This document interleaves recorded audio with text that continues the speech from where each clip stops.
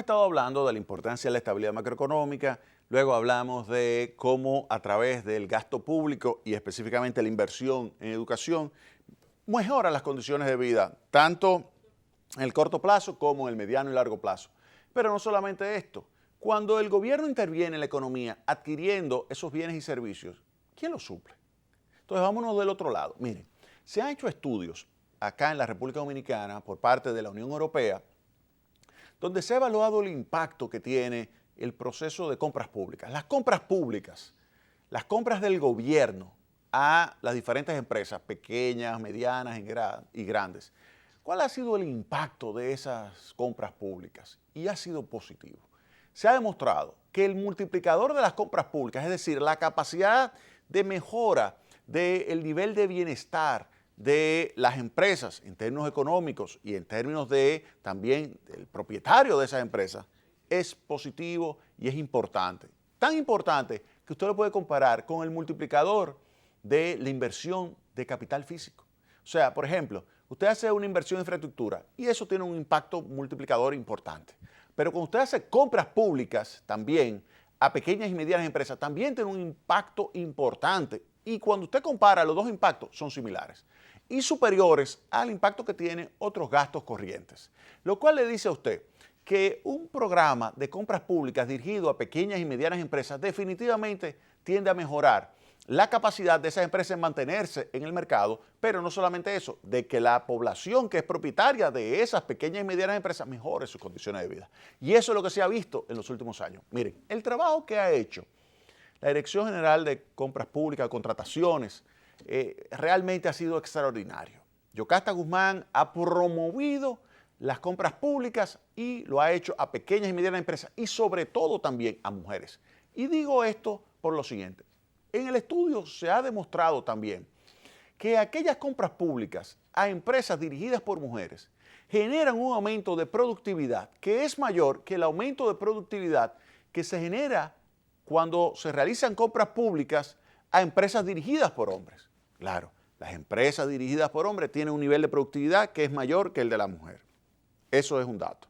Ahora, el incremento de productividad por las compras públicas es mayor en el de la mujer que en el del hombre. Eso es lo que le estoy diciendo.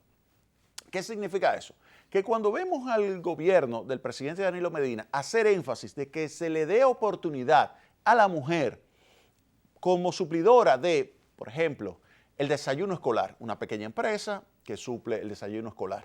Cuando vemos que se le da prioridad, se le da hincapié de que efectivamente se le dé cada vez más, oportunidades a la mujer de que pueda suplir esos bienes y servicios al Estado, pues se le da la oportunidad también de que mejore sus condiciones de vida más rápidamente que lo que la mejoraría empresas dirigidas por hombres.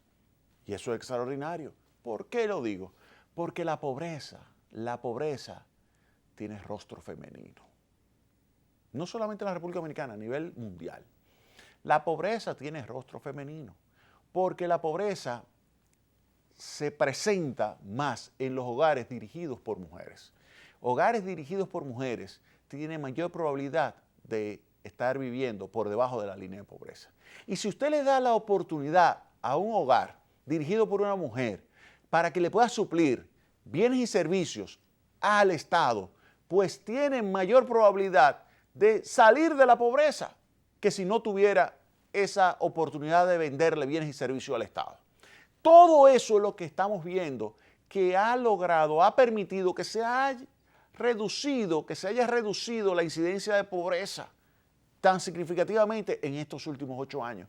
Porque es que se ha sabido enfocar, se ha sabido dirigir lo que es la política de inversión pública, lo que es la política de gasto público. No cabe duda de que se ha logrado dirigir y ha mejorado la calidad del gasto público para poder mejorar de esa forma el impacto que ese gasto tiene sobre las condiciones de vida de la población.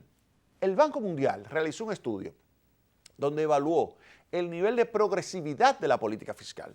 Yo voy a dejar de lado la parte de los impuestos. Voy a dejar de lado el ITEVIS, voy a dejar de lado el impuesto sobre la renta, voy a dejar de lado los impuestos selectivos a bebidas alcohólicas, cigarrillos, así como también voy a dejar de lado lo que sería la parte correspondiente a otros impuestos selectivos, como es el de los combustibles. Voy a dejar de lado esa parte. Y me voy a enfocar en la política de gasto. Y vamos a ver qué dice, por ejemplo, el Banco Mundial, utilizando la metodología de la profesora Nora Lustig. Nora Lustig, una brillante profesora en los Estados Unidos y que ha desarrollado una metodología que se llama Compromiso con la Equidad, Commitment to Equity.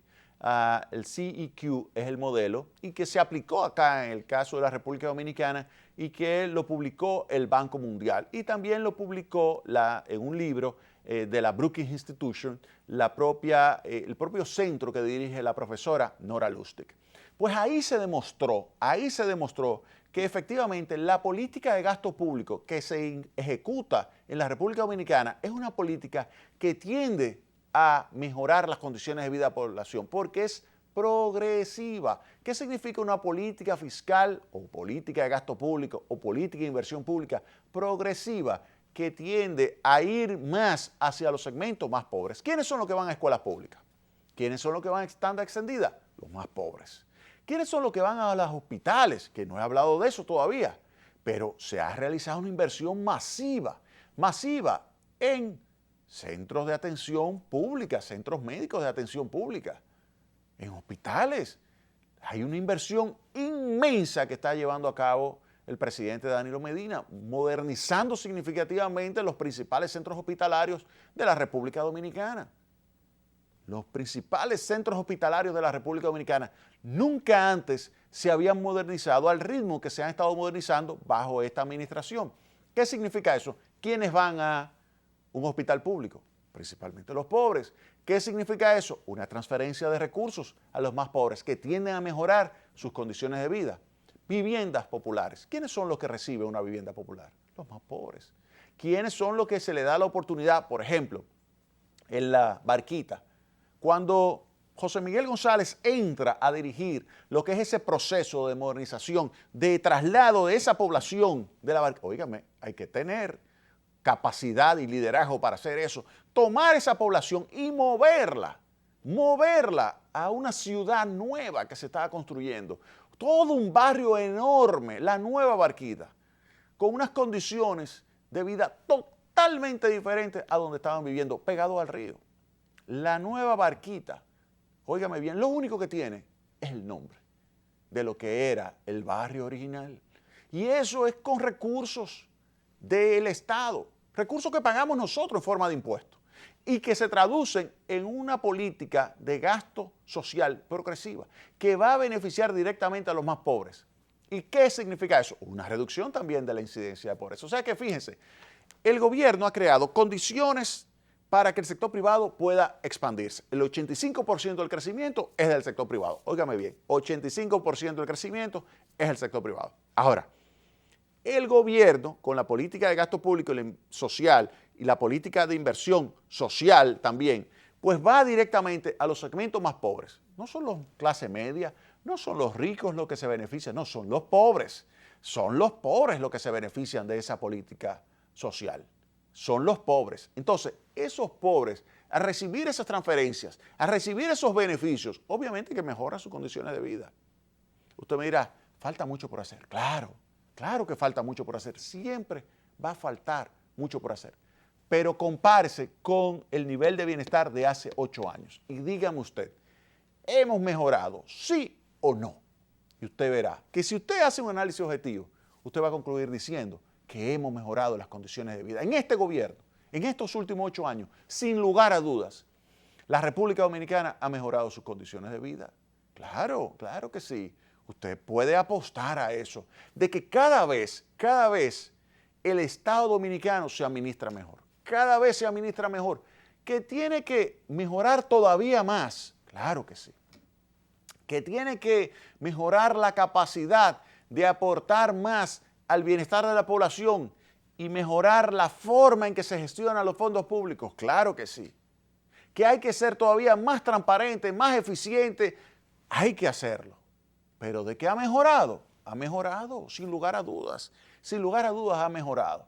Y usted me dirá, bueno, pero Jaime, pero ha aumentado la deuda pública. La deuda pública ya supera, si incluimos la deuda del Banco Central, el 50% del Producto Interno Bruto, específicamente el 52% llega esa deuda pública interna y externa, incluyendo la del sector público no financiero como la del Banco Central. 52%, eso es mucho dinero. Cuando uno lo compara con otros países, obviamente no es mucho, sin lugar a dudas. Ahora, como economista, yo diría, mira, a mí me gustaría tenerla en 35. Claro. ¿Por qué? Porque 35 te da a ti mayor holgura para una situación de crisis económica, tú poder tener una mayor capacidad de poder amortiguar lo que pudiera ser un choque externo. Claro, pudiera ser 35. Ahora, ¿qué tú tienes que lograr para alcanzar una posición financiera que te permita a ti desmontar desde 52 hasta 35, oigan bien, de 52% del Producto Interno Bruto a 35%, la deuda pública, la deuda del sector público consolidada, incluyendo esa deuda del Banco Central, todo junto, 52%, llevarla a 35%. ¿Qué habría que hacer? Esa sería la pregunta que habría que hacerse, porque ya hemos dicho cómo el gobierno ha utilizado los recursos para mejorar las condiciones de vida. Infraestructura, muchísima infraestructura ha desarrollado el gobierno, que es el otro punto. Cuando usted hable de deuda, hábleme de los activos también, hábleme de los activos. No me hable únicamente de deuda, no. Hábleme del lado activo, porque recuerde, a todo pasivo le tiene como contraparte un activo. Entonces, hábleme de las inversiones que ha realizado el gobierno en infraestructura. Hábleme de toda esa infraestructura. Hábleme de lo que es el aporte, la acumulación de activos físicos que ha logrado el gobierno y que es una propiedad de todo el pueblo dominicano y que le permite, eso sí, a la clase media y a los grandes capitales generar un beneficio. Cuando se habla de estabilidad macroeconómica, eso es un aporte. Cuando se habla de desarrollo de infraestructura, esas grandes autopistas, esos grandes aeropuertos, esos puertos, toda esa infraestructura que se ha hecho, culminando con lo que es esa inversión inmensa que ha realizado el gobierno en generar electricidad en un 35% de la demanda del Sistema Eléctrico Nacional Interconectado con una central termoeléctrica, la Central Termoeléctrica Punta Catalina, que ha sido la principal inversión que ha realizado el gobierno de la República Dominicana en su historia, lo ha realizado en ese proyecto. Y lo ha hecho y tiene definitivamente una contrapartida de un activo que cuando usted lo trae a valor presente, no solamente va a tener un impacto positivo sobre las finanzas propias de la empresa, sino también sobre la finanza del Estado. Pero de eso les voy a hablar en el próximo segmento.